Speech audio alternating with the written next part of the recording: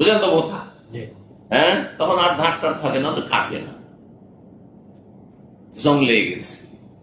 জংকে কোরআন ভাষায় রান বলা হয়েছে, রাইন বা রান বলা হয়েছে। আল্লাহ বল রান আলা কুলুব মা কানু ইয়াকসিবুন।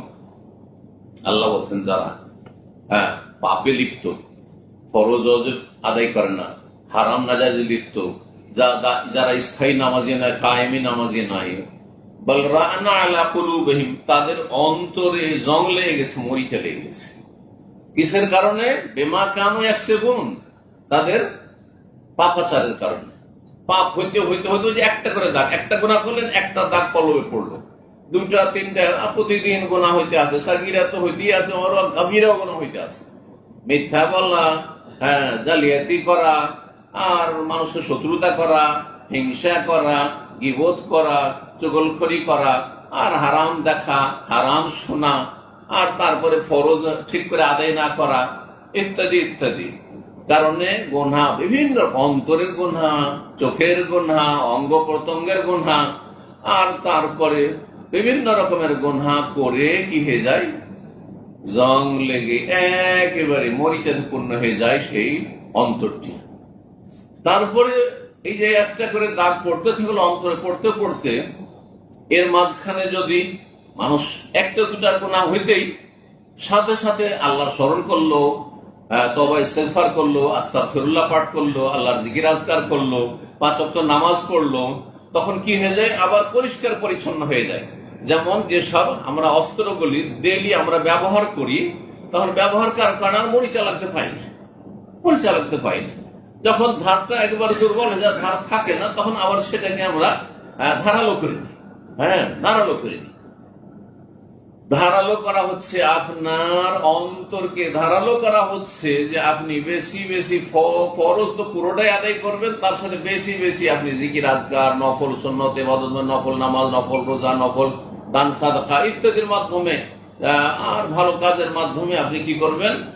আপনার অন্তরের মরিচাগুলিকে কমিয়ে দেবেন। যদি এটা না করেন তাহলে এক একটা করে দাগ পড়তে পড়তে পড়তে কি হয়ে গেল? পুরো অন্তরটাও চারিদিক থেকে কালো দাগে ছেয়ে একেবারে কুলসিত হয়ে গেল, কালো হয়ে গেল।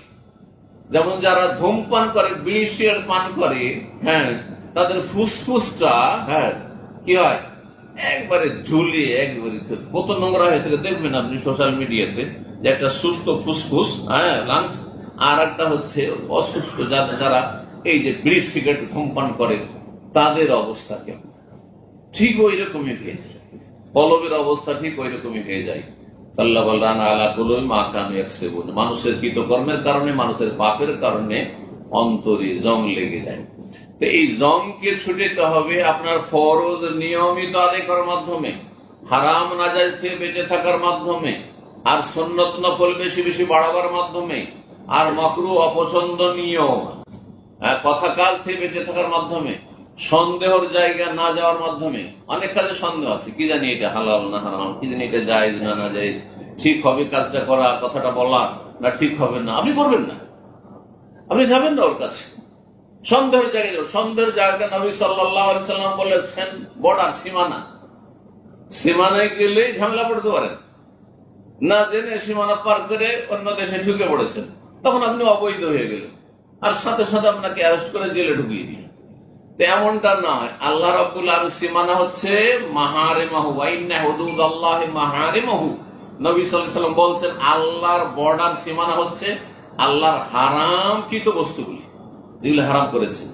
ওমান ওয়াকা ফিশ শুবহাত ওয়াকা ফিল হারাম, সন্দেহের জায়গাতে যে গেল সে হারামে গিয়ে পড়ে গেল।